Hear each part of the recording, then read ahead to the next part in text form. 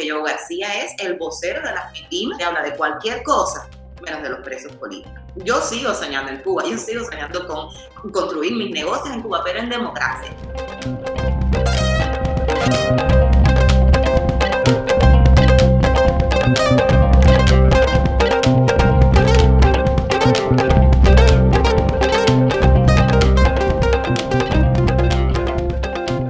Las MIPYMES son un reclamo, o sea, la existencia de la micro, pequeña y mediana empresa, son un reclamo del emprendimiento desde hace mucho tiempo. Yo recuerdo que por allá por el 2019, principios del 2019 creo, si mal no recuerdo, pues yo también estuve pues apostando por esto, por tener personalidad jurídica, para poder tener acceso a ciertas cosas desde dentro de Cuba. Yo creo que el sector del emprendimiento en Cuba, y me imagino que no es una singularidad, me imagino que así sea en la mayoría de los países, es un sector que en materia política es por naturaleza reformista, y en aquel momento, como muchos emprendedores también, ¿no? Pues estábamos esperando o queríamos reformas. Sí existía aquella necesidad, voluntad, deseo de cambio, de reforma más que nada. Tampoco había ocurrido un 11 de julio, tampoco teníamos más de 1000 personas presas políticas, ni tanto acceso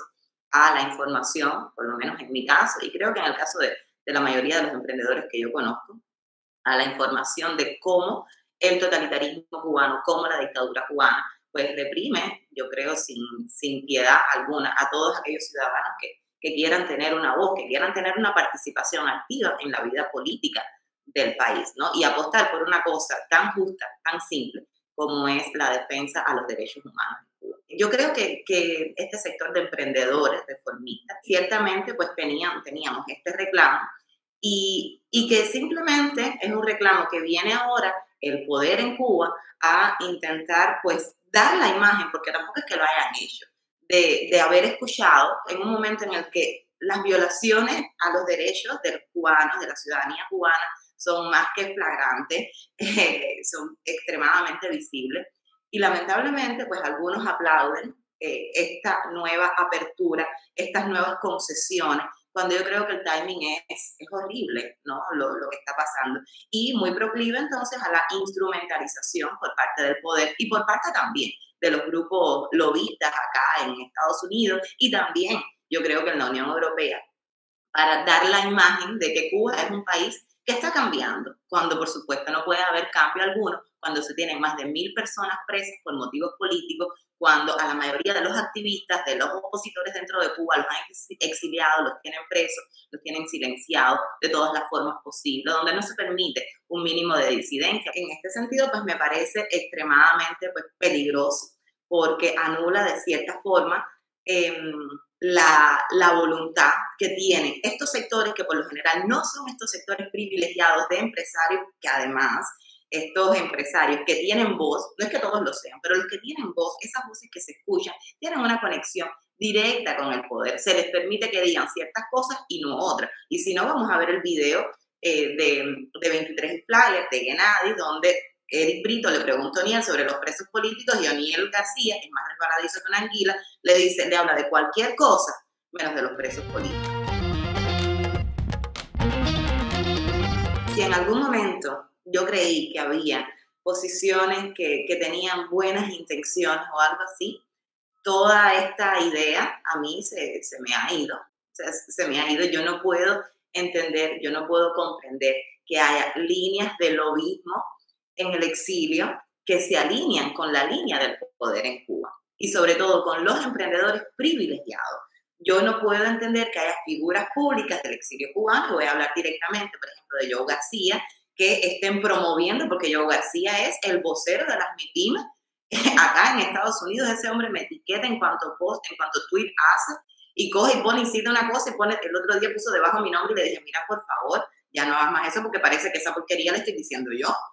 basta ya. Y entonces, si en algún momento yo creí que había buenas intenciones, que había de verdad una intención democratizadora, yo cada vez estoy más segura de que esto se trata únicamente de dinero, de querer quedarse con una tajada de ese país que están vendiendo, de esa oligarquía que están intentando construir, de ese sistema, de ese capitalismo autocrático, autoritario, que están queriendo construir al estilo ruso, al estilo chino, al estilo venezolano también, ¿no?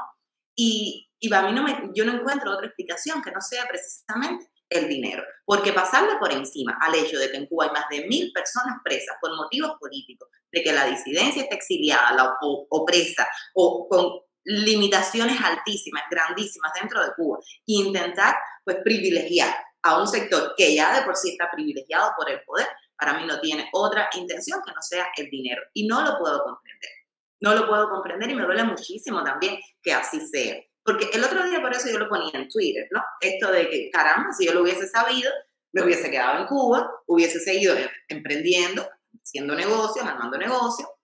y no hubiese abogado por la causa de los derechos humanos. Porque mira para allá cómo están, o sea, para los emprendedores, para los cuentapropistas, y sobre todo, insisto, que es para las voces fundamentalmente privilegiadas por el poder en Cuba. Todos los beneficios, pero para los disidentes, activistas, opositores, palo, o simplemente la ignoración. Esa gente no existe, se les ignora. Vamos a hablar de esto otro y no vamos a hablar de esto. Cuando yo vi esta noticia, primero yo pensé en cuántas veces yo pedí eso mismo, ¿no? En el 2000, o sea, a partir del 2016, cuántas veces yo deseaba eso. Yo recuerdo mis reuniones de las últimas que tuve como emprendedora en la embajada o en la residencia esta que ellos tienen allá en La Habana, hablando con ellos. Yo siempre les decía, mira, nosotros necesitamos, los emprendedores necesitamos, o sea, nos gustaría que nos ayudaran a poder tener cuentas fuera, pero yo creo que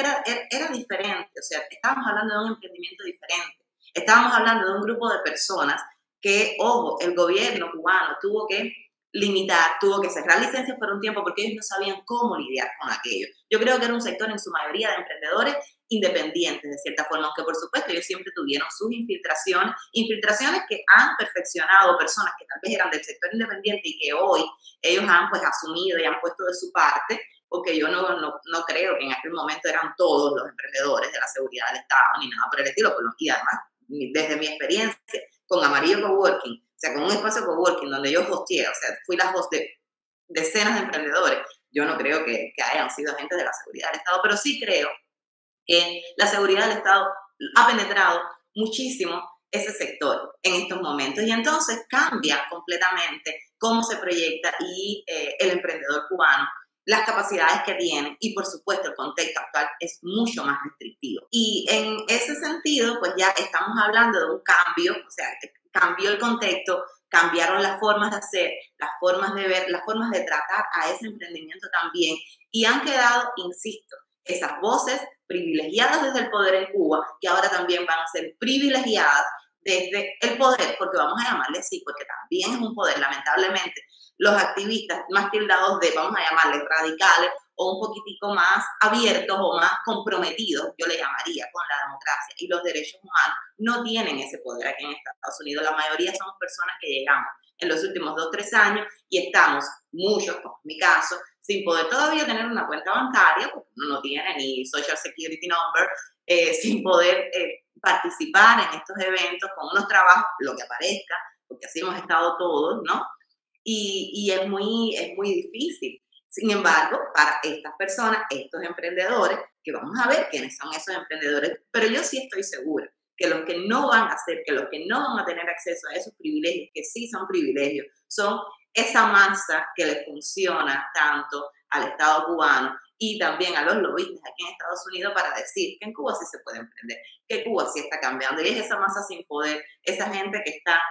intentando armar su negocio en Cuba y que a la larga va a terminar también saliendo de Cuba cuando se den cuenta de que realmente competir y además en un contexto que ahora mismo la estratificación es gigantesca. Los que tienen acceso a sus privilegios están creciendo descomunalmente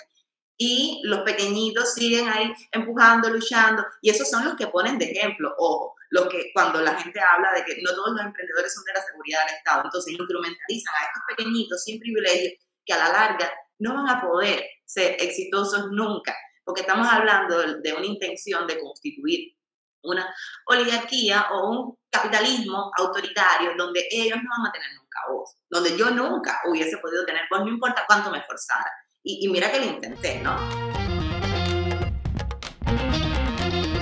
A mí me parece especialmente preocupante, o sea, que no exista una intención real de empoderar una ciudadanía y que en cambio pues estemos hablando de una sociedad donde solamente o donde se empodere o donde se fomente la constitución de emprendedores y consumidores. ¿Y quién apoya a la ciudadanía? Y uno pensaría, no, es que eso le toca a los cubanos que quieren democracia y todo esto. Pero caramba, es que los cubanos que queremos democracia, los cubanos que queremos derechos, los cubanos que queremos libertad, pues realmente no tenemos, si es que no tenemos ningún beneficio, porque salir de Cuba no es un beneficio, salir exiliado no es un beneficio en lo absoluto. Y ahí está el caso de la reductora que quiere regresar, entonces estar exiliado no es un beneficio en lo absoluto. Yo sigo soñando en Cuba, yo sigo soñando con construir mis negocios en Cuba, pero en democracia.